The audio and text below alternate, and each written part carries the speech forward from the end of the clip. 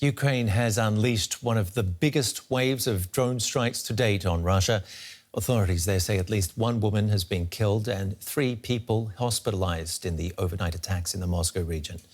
A number of residential properties were hit and around 50 flights had to be diverted from airports around the capital. Awakened by buzzing propellers, people take to their windows to see this. An explosion followed by another one. Officials say at least 2 buildings were damaged in drone attacks. A 46-year-old woman was reportedly killed. Several apartments caught fire. In the morning, residents gather outside, sharing what they went through just hours earlier. You can see it there. Everything is messed up. We were in shock. I took what was nearby, the children, the dog, everything, and I ran away because I thought that the building would collapse as well. Moscow's mayor said on social media that at least 15 drones were downed in the Moscow region during the overnight attacks. We grabbed our stuff and got out fast. Our car over there was also damaged. It's not clear yet how to pick up our belongings from the apartment. The attacks also disrupted traffic at Moscow's airports, with dozens of flights suspended. Russian officials say more than 140 drones were downed overnight across Russia's western region, suggesting such massive Ukrainian attacks are becoming more frequent. DW's Rebecca Ritters and Sergei Sadanovsky join me now from Kyiv and Riga, where DW has been operating since Russian authorities closed down Moscow bureau. Sergei, what do we know at this point about the extent of the attacks in Russia? Well, it's clear that this was one of the most massive drone attacks on Russia since the beginning of the war. At least 9 regions, including the Moscow region, have been affected. And according to the Ministry of Defense, more than 140 drones were spotted there. And some of the drones hit residential buildings, as you said. And for example, in Ramenskoye, it is Moscow region. One woman was killed, and it is actually the first war-related death right next to the capital of Russia, to Moscow.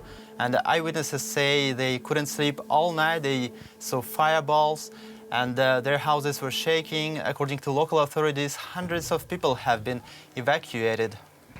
Rebecca, also, because of the drone attacks. Let me just butt in there, Rebecca. What are you hearing from Kyiv? Well, Kyiv has for a long time been stepping up these mid to long-range drone attacks inside Russian territory, and those aims are various, not least of all to try to bring some of this war home to Russia, to try to affect people inside Russia and perhaps widen the debate there, or certainly the media coverage of this war. We know that Moscow and many Russian cities have largely been insulated from the war, unlike what we've been seeing on the ground here in Ukraine, and this is certainly an attempt by Ukraine to try to bring the war home. Another reason, of course, for these drone attacks is Kyiv hasn't had the go-ahead from its Western allies to be able to use long-range weapons provided by the West. These drones are relatively cheap, and they are a way for Ukraine to be able to just go manage these long distances to get deep inside Russian territory. They've been hitting air bases, command centers, or at least these have been targets. And of course, oil and gas refineries. They've also been big targets. We know that these drones are very cheap to manufacture. Many can be manufactured here in Ukraine at a fraction of the cost that they would cost, being manufactured in the West. And the air defenses used to shoot them down cost many hundreds of thousands of dollars more. Of course, the same can be said with the attacks that we've seen from the overnight drone attacks from Russia coming in the other direction. But it's certainly a multi-pronged aim that we've been seeing stepping up from both sides in recent months. Sergei, what's the reaction in Russia, and what did you want to say before? Yeah, well, Kremlin spokesperson Dmitry Peskov has just reacted to this attack, and he said that the attack on residential buildings in Russia cannot be associated with military actions, and also the Russian investigative committee has opened a criminal case for terrorism. So what we're seeing now is something that we also saw with the Ukrainian Kursk incursion, which the Kremlin doesn't see as a military attack and rather calls it a bandit raid. Rebecca, what is Kyiv's overall aim with these attacks? Well, as I was just mentioning, there are several aims to these attacks, Ben, not least of all trying to bring this war home to Russians on their own soil to perhaps bring up the coverage, but also to try to force the hand of peace, similar to the incursion that we've seen in the Kursk region, in Russia's Kursk region that Ukraine launched around about a month ago. This is, as Zelensky has been saying, an attempt to try to force Vladimir Putin into peace talks, to sort of give him something that he has to come, or that he's going to, push him, or push perhaps the Russian people to then push him to try to come to peace negotiations, or at least try to get an upper hand in this war.